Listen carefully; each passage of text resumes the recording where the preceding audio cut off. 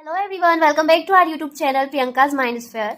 MPTET वर्ग एक related पिछली वीडियो में हमने पेडागोजी के बारे में पढ़ा था। क्या होती है पेडागोजी सब्जेक्ट क्या होते हैं।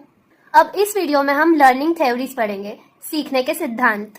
सीखने के सिद्धांत समझना जितना इम्पोर्टेंट एमपीटेट वर्ग एक वालों के लिए है, उतना ही इम्पोर्टेंट बीएड के छात्रों के लिए है। बीएड सेकेंड सेमेस्टर में ये चैप्टर 3 के अंतर्गत आता है। चैप्टर 3 है मानव अधिगम के परिप्रेक्ष्य, पर्सपेक्टिव ऑन ह्यूमन लर्निंग।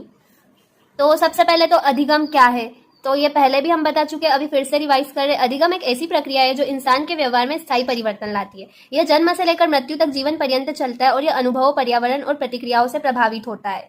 अब अधिगम को समझने के लिए अलग अलग मनोवैज्ञानिकों ने सिद्धांत यानी कि थ्योरीज दी है। हिलगार्ड ने अपनी पुस्तक थ्योरीज ऑफ लर्निंग में 10 से भी अधिक सीखने के सिद्धांतों का वर्णन किया है। मैं आपको इंपॉर्टेंट पॉइंट्स बताऊंगी जो कि एमपीटेट वर्ग 1 में भी ऑब्जेक्टिव फॉर्म में पूछ सकते हैं, और अगर एग्जाम में ऐसा कुछ आता है मानव अधिगम के परिप्रेक्ष्य रिलेटेड तो आप उसमें भी लिख सकते हो।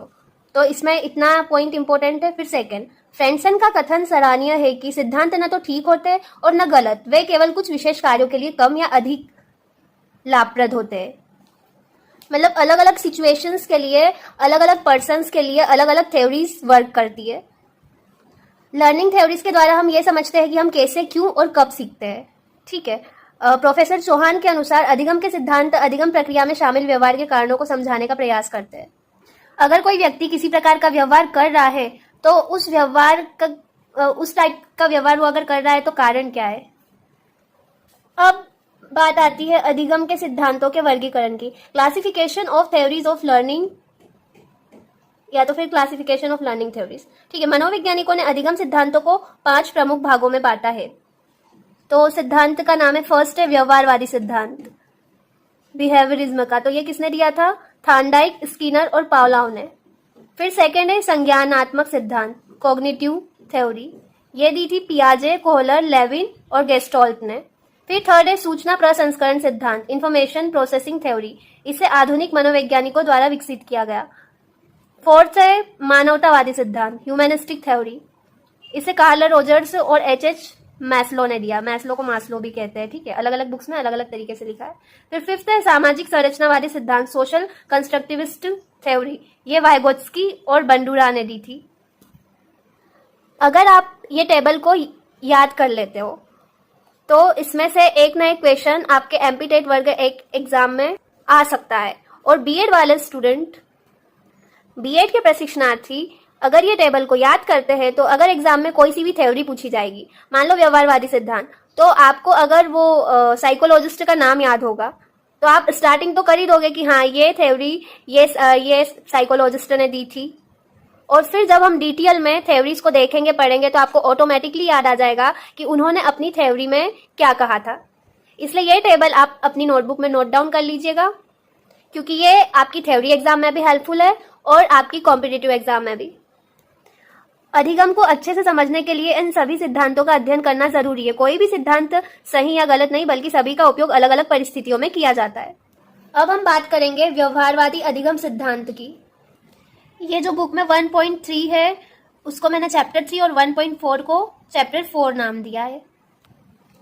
Behaviouristic theory of learning. Behaviourism का मतलब है व्यवहार के आधार पर अधिगम को समझना। इसके मुख्य प्रवर्तक है जॉन राल्फ वाटसन, जिनको शॉर्ट में जेबी वाटसन भी कहा जाता है। इनका जन्म सन 1878 में हुआ था अमेरिका में, और 1913 में यह सिद्धांत प्रस्तुत किया। अब नाम से ही स्पष्ट है, व्यवहारवादी अधिगम सिद्धांत। तो इनके अनुसार मन की बजाय व्यवहार को समझना जरूरी है। व्यवहारवाद ने मानव तथा पशु मनोवैज्ञानिक के अंतर को समाप्त किया। इसमें संबोधन, प्रयोग तथा दर्शन पर बल दिया गया। मैक्स मेयर, एल्बर्ट पीवीस, एडवर्ड सी टालमैन, क्लार्क, एल हल तथा स्किनर आदि व्यवहारवाद के प्रमुख विचारक हैं।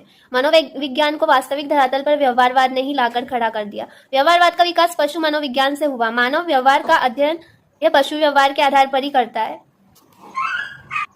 व्यवहारवाद मनुष्य को पशु तुल्य मानता है, किंतु साथ ही साथ यह भी मानता है कि मनुष्य व्यावहारिक दृष्टि से पशु से अधिक विकसित है। तो मानव पशु तुल्य है ये सही नहीं है, बट पशु से अधिक विकसित है, क्योंकि हमारे पास ह्यूमन ब्रेन है, सोचने समझने की शक्ति है, क्या सही है क्या गलत है, सही और गलत के बीच फर्क करने की क्षमता मनुष्य के अंदर पाई जाती है। फिर भी बहुत कम मनुष्य ऐसे होते हैं जो अपनी लाइफ में सही डिसीजंस ले पाते हैं, अदरवाइज उनकी चॉइसेस रॉन्ग ही होती है। व्यवहारवादियों का मानना है कि व्यवहार उद्दीपन अनुक्रिया के अतिरिक्त और कुछ नहीं है। व्यवहारिक विधि से यह जाना जाता है कि मनुष्य क्या करता है, क्या देखता है तथा कैसा व्यवहार करता है, यही करना और करना ही मानव व्यवहार है। ये वाली लाइन मुझे लास्ट वाली समझ में नहीं आई। करना और कराना ही मानव व्यवहार है। व्यवहारवाद की मुख्य विशेषता है व्यवहार वैज्ञानिक तरीके से देखा व मापा जा सकता है। अधिगम को उद्दीपन स्टिमुलस और अनुक्रिया रिस्पॉन्स के आधार पर समझा जाता है। मनुष्य और पशु अधिगम में कोई अंतर नहीं माना जाता। मतलब जैसे पशु सीखते हैं वैसे ही मनुष्य सीखता है, दोनों में कोई डिफरेंस नहीं माना है व्यवहारवाद ने। तो व्यवहारवाद के सिद्धांत प्रिंसिपल ऑफ बिहेवियरिज्म, इसमें फर्स्ट पॉइंट है। अगर आप पॉइंट वाइज देखोगे तो आपको ज्यादा अच्छे से समझ में आएगा। बुक में थ्योरी दी है और थ्योरी में कम समझ में आता है पॉइंट, इसलिए आप पॉइंट वाइज अपने नोट्स बना सकते हो। उद्दीपन और अनुक्रिया स्टिमुलस एंड रिस्पॉन्स, कोई घटना जैसे घंटी बजाना इक्वल्स टू उद्दीपन, उस पर की गई प्रतिक्रिया, जैसे बच्चा ध्यान देना शुरू करता है। अनुक्रिया फॉर एग्जाम्पल जैसे लंच टाइम होता है, तो लंच टाइम में जैसे ही बेल बजती है वैसे ही बच्चे बैग पैक करके अपना टिफिन निकालना स्टार्ट कर देते हैं। तो बेल बजी यानी कि स्टिमुलस और बच्चों का बैग पैक करके टिफिन निकालना रिस्पॉन्स। अनुक्रिया उद्दीपन। मैं एग्जाम्पल मन से बनाती हूँ, लिखती कुछ और हूँ, बताती कुछ और हूँ, आप कोई सा भी एग्जाम्पल समझ सकते हैं। फिर मम्मी खाना बनाती है और खुशबू से भूख लगती है, ये भी प्रक्रिया है ना। फिर सेकेंड है स्मृति प्रतिमा, मेमोरी में जिस उद्दीपन जब बार बार होता है तो वह स्मृति में स्थायी बन जाता है। यह प्रक्रिया हमारे स्मरण और सीखने को मजबूत बनाती है। रियल लाइफ एग्जाम्पल, बार बार पहाड़े दोहराने से वह याद हो जाते हैं। रोज एक ही रास्ते से स्कूल जाने से रास्ता बिना देखे याद हो जाता है। अगर कोई नींद में उठा के आपसे 2 का पहाड़ा पूछेगा तो आप फिर भी बोल दोगे। ये जो पॉइंट्स मैं बता रही हूँ उनको केयरफुली समझना। जब तक आप ये पॉइंट्स नहीं समझोगे, ये कॉन्सेप्ट क्लियर नहीं होंगे, तब तक आप थ्योरी को इजीली नहीं समझ पाओगे। ठीक है। तीसरा पॉइंट है संवेदना, सेंसेशन। किसी भी उद्दीपन जैसे तेज रोशनी या तेज आवाज को इंद्रिया महसूस करती है। यही संवेदना आगे जाकर अनुक्रिया को जन्म देती है। रियल लाइफ एग्जाम्पल, अगर अचानक जोर से दरवाजा बंद हो तो डर के कारण आंखें बंद हो जाती है। यही संवेदना से अनुक्रिया। चौथा है अधिगम का सिद्धांत, थ्योरी ऑफ लर्निंग। यह सिद्ध करता है कि सीखना उद्दीपन स्टिमुलस और अनुक्रिया रिस्पॉन्स के माध्यम से होता है। मतलब सीखना जो है वो उद्दीपन और अनुक्रिया के माध्यम से होता है। बच्चा कुछ सीखता है जब वह किसी बाहरी घटना पर प्रतिक्रिया देता है। उदाहरण, अगर बच्चा पढ़ाई करने पर टीचर से तारीफ पाता है तो अगली बार भी वह मेहनत करेगा। तारीफ क्या है? उद्दीपन है। और मेहनत क्या है? अनुक्रिया। अगर टीचर उसकी तारीफ नहीं करेगा यानी कि बच्चे को उद्दीपन नहीं मिलेगा तो वो मेहनत करना छोड़ देगा। उद्दीपन नहीं होगा तो अनुक्रिया नहीं होगी, रिस्पॉन्स देना छोड़ देगा। फिफ्थ पॉइंट है चिंतन का सिद्धांत, थ्योरी ऑफ थॉट। व्यवहारवादी चिंतन को प्रत्यक्ष रूप से नहीं मानते क्योंकि सोच को मापा नहीं जा सकता। वे कहते हैं कि केवल उस सोच को मान्यता दो जो व्यवहार में दिखे। अगर बच्चा किसी भी सवाल पर सोचकर सही उत्तर देता है तो वह सोच व्यवहार में आई है, लेकिन अगर वह मन में सोचता रहे और कुछ ना बोले तो वह व्यवहारवाद के अनुसार अधिगम नहीं है। चिंतन और मनन वही करेगा जिसने कुछ सीखा होगा या किसी सब्जेक्ट में उसको कुछ पता होगा और तभी वो जवाब देगा। अगर वो जवाब नहीं दे पाया तो फिर कैसे जानेंगे कि अधिगम हुआ है, वो बच्चा सीखता है। सिक्स्थ पॉइंट है अनुभूति और संवेग, परसेप्शन एंड इमोशन। व्यवहारवाद में यह माना गया कि बच्चा किसी स्थिति को कैसे अनुभव करता है यानी कि अनुभूति, और उसमें कैसी भावनाएं या संवेदना उत्पन्न होती है, यह भी सीखने को प्रभावित करता है। उदाहरण, अगर बच्चा डरते हुए पढ़ेगा तो सीखने की इच्छा कम होगी, लेकिन अगर उसे प्यार और प्रोत्साहन मिले तो वह जल्दी सीखेगा। सातवां सिद्धांत है वातावरण का महत्व, इंपॉर्टेंस ऑफ इन्वायरमेंट। व्यवहारवाद में वातावरण को सबसे जरूरी माना गया है। बच्चे का अधिगम पूरी तरह से इस पर निर्भर करता है कि उसका वातावरण कैसा है, प्रेरणादायक या दबावपूर्ण। उदाहरण, अगर स्कूल में शिक्षक पॉजिटिव बात करे, प्रेरणा दे और खेलकूद का माहौल हो तो बच्चा जल्दी सीखता है, लेकिन अगर डांट फटकार वाला माहौल हो तो बच्चा घबराता है और सीख नहीं पाता।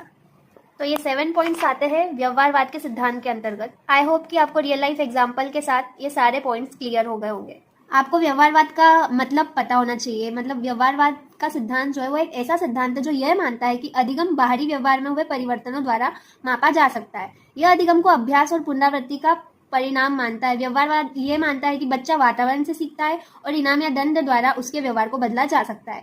मानव अधिगम में व्यवहारवाद की भूमिका, पहला है अनुक्रिया और उद्दीपन के आधार पर सीखना। बच्चा किसी उद्दीपन या स्टिमुलस के उत्तर में प्रतिक्रिया देता है, यही सीखने की शुरुआत है। दूसरा है पुनरावृत्ति से स्थायी अधिगम, बार बार अभ्यास से बच्चा जानकारी को याद रखता है। तीसरा है प्रेरणा का महत्व, इनाम या रिवॉर्ड और दंड या पनिशमेंट से बच्चे को सीखने में प्रोत्साहन मिलता है। फोर्थ पॉइंट है वातावरण का प्रभाव। वातावरण में जो चीजें हैं वही बच्चे के व्यवहार को आकार देती है, इसलिए अच्छा शैक्षिक वातावरण जरूरी है। निष्कर्ष व्यवहारवाद यह सिखाता है कि बच्चे के अधिगम्य वातावरण, उद्दीपन, प्रतिक्रिया, पुनरावृत्ति और प्रेरणा का गहरा संबंध होता है। इसका प्रयोग कक्षा शिक्षण में बहुत लाभकारी होता है। इस वीडियो में हमने वर्गीकरण देखा सीखने के सिद्धांतों का। अगले वीडियो में हम सीखने के सिद्धांत का पहला सिद्धांत देखेंगे, जो कि है थार्नडाइक का उद्दीपन अनुक्रिया सिद्धांत, थॉर्नडाइक स्टिमुलस रिस्पॉन्स थ्योरी। अगर आपको कुछ भी कंफ्यूजन हो तो आप कमेंट बॉक्स में कमेंट कीजिएगा और वीडियो को लाइक कीजिएगा अगर हेल्पफुल लगा हो तो, और चैनल को सब्सक्राइब और अपने फ्रेंड्स के साथ शेयर कीजिएगा। मिलते हैं नेक्स्ट वीडियो में।